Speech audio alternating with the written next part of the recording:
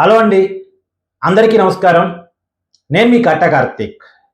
ఒకప్పుడు ప్రజా ఉద్యమాల్లో పాల్గొన్న వాళ్ళ మీద, ప్రజల సమస్యల మీద పోరాటం చేస్తే వాళ్ళ మీద ప్రభుత్వాలు కేసులు పెట్టి అరెస్ట్ చేసి వాళ్ళని నిర్బంధించే పని చేసినప్పుడు, వాళ్ళని జైలుకు పంపించినప్పుడు వాళ్ళకి మద్దతుగా ప్రజా సంఘాలు, ప్రజలు ఆందోళన కార్యక్రమాలు చేసేవాళ్ళు. కొవ్వొత్తుల ర్యాలీలు చేసేవాళ్ళు. వాళ్ళకి మద్దతుగా ఇతర ఆందోళన కార్యక్రమాలు, ధర్నాలు చేసేవాళ్ళు. వాళ్ళని విడుదల చేయాలని, వాళ్ళ మీద కేసులు ఎత్తివేయాలని వాళ్ళ ఆందోళన కార్యక్రమాలు చేసేవాళ్ళు. కానీ లేటెస్ట్గా పల్నాడు జిల్లాలో జంట హత్యల కేసులో అరెస్ట్ అయి జైలుకి వెళ్తున్నటువంటి పిన్నెల్లి రామకృష్ణారెడ్డి గారికి మద్దతుగా వైసీపీ కార్యకర్తలు కొవ్వొత్తుల ర్యాలీ చేపట్టారు. పిన్నెల్లి రామకృష్ణారెడ్డి గారి సోదరులు వైసీపీ నాయకులు అయితే కావచ్చు, పిన్నెల్లి రామకృష్ణారెడ్డి గారు మాచర్ల మాజీ ఎమ్మెల్యే అయితే కావచ్చు, కానీ అతను జైలుకి వెళ్తుంది జంట హత్యల కేసులో. బాధితుల ఆరోపణల మేరకు, నిందితుల స్టేట్మెంట్ మేరకు పోలీసులు కేసు నమోదు చేశారు. పోలీసులేమి వైసీపీ అధికారంలో ఉన్నప్పుడు టీడీపీ నాయకులను అరెస్ట్ చేసిన పద్ధతులు, అంటే డోర్లు పగలగొట్టి గోడలు దూకి అలా అరెస్ట్ చేయలేదు. ఇక్కడ పిన్నెల్లి రామకృష్ణారెడ్డి గారు తనకున్న న్యాయపరమైన అవకాశాలన్నీ ఉపయోగించుకునే వెసులుబాటు పోలీసులు ఇచ్చారు. అంటే కింది కోర్టు నుంచి సుప్రీంకోర్టు వరకు పిన్నెల్లి రామకృష్ణారెడ్డి గారు ముందస్తు బెయిల్ కోసం ప్రయత్నం చేశారు. పోలీసులు అరెస్టు చేస్తారని తెలిసి ఒకటేదో సుప్రీంకోర్టు ఇప్పుడే అతని మీద చర్యలు తీసుకోవద్దని మధ్యంతర ఉత్తర్వులు ఇచ్చింది. అప్పుడు పోలీసులు కాముగానే ఉన్నారు.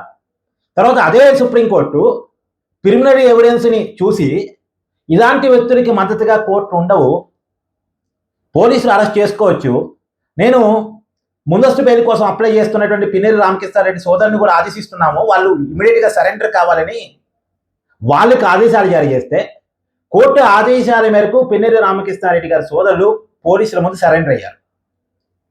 సరెండర్ అయిన తర్వాత కోర్టు ఆదేశాల మేరకు వాళ్ళని రిమాండ్కి పంపడం జరిగింది.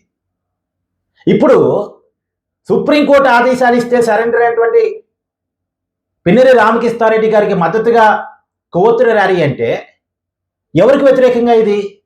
ఎవరికి మద్దతుగా అనేది ఓకే, పిన్నెల్లి రామకృష్ణారెడ్డి గారికి మద్దతుగా. ఎవరికి వ్యతిరేకంగా? ఇక్కడ అరెస్ట్ చేసింది ప్రభుత్వమో పోలీసులో కాదు, అరెస్టు చేయమని చెప్పింది సుప్రీంకోర్టు, లొంగిపోమని వాళ్ళకి ఆదేశాలు జారీ చేసింది సుప్రీంకోర్టు. ఇప్పుడు సుప్రీంకోర్టుకి తీర్పుకు వ్యతిరేకంగా వీళ్ళు కొవ్వొత్తుల ర్యాలీ చేస్తున్నారా? వ్యవస్థల మీద గౌరవం ఉన్న వాళ్ళు ఎవరు కూడా కోర్టులకు వ్యతిరేకంగా ఆందోళన కార్యక్రమాలు చేయరు. ఒక డెమోక్రటిక్ పార్టీ అతను గుండ్లపాడికి సంబంధించినటువంటి ఇద్దరు టీడీపీ కార్యకర్తల హత్యకు సంబంధించిన కేసులో నిందితుడిగా ఉన్నారు పిన్నెల్లి రామకృష్ణారెడ్డి వాళ్ళ సోదరుడు. ఆ కేసులో ప్రస్తుతం జైలు జీవితాన్ని అనుభవిస్తున్నారు. గతంలో కూడా వీళ్ళు జైలుకి వెళ్ళారు.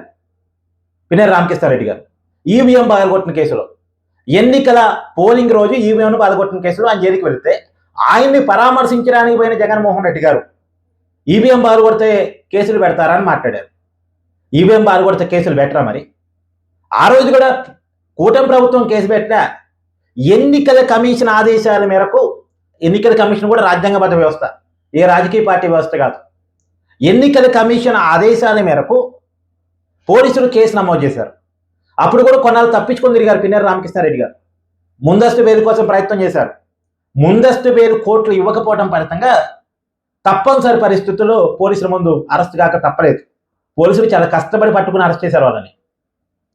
మాజీ ఎమ్మెల్యే అయ్యి ఉండి తప్పించుకుని తిరగటం ఏంటి? వైసీపీ చెప్తా ఉంది అతను 4 సార్లు ఎమ్మెల్యే అని. నిజమే, 4 సార్లు ఎమ్మెల్యే. 4 సార్లు ఎమ్మెల్యే అయితే తప్పు చేస్తే వదిలేస్తారా? చట్టమేమన్నా వదిలేమని చెప్పిద్దా?